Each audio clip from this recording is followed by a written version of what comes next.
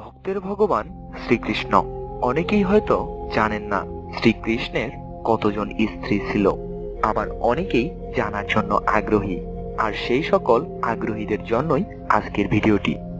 দাপর যুগে অত্যাচারী নরকাসুর 16,100 জন কুমারীকে নিজের কারাগারে বন্দী করে রেখেছিলেন।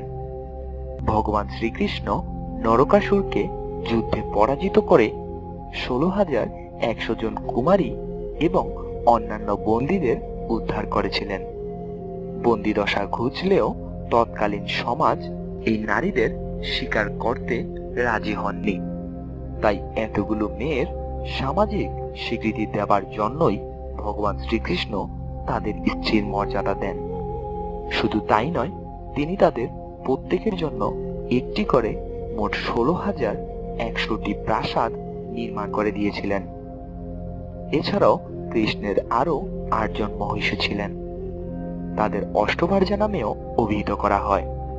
এরা হলেন রুক্মিণী, সত্যভামা, জাম্বুবতী, কালিন্দী, মিত্রবৃন্দা, নগ্নাজিতি, ভদ্রা এবং লক্ষণা। বৈষ্ণব মতে কৃষ্ণের সমস্ত মহিষীগণই ছিলেন দেবী লক্ষ্মীর অবতার, অথবা সেই সব নারী যারা বহু জন্মের তপস্যা বলে শ্রীকৃষ্ণের স্ত্রী হওয়ার অধিকার লাভ করেছিলেন।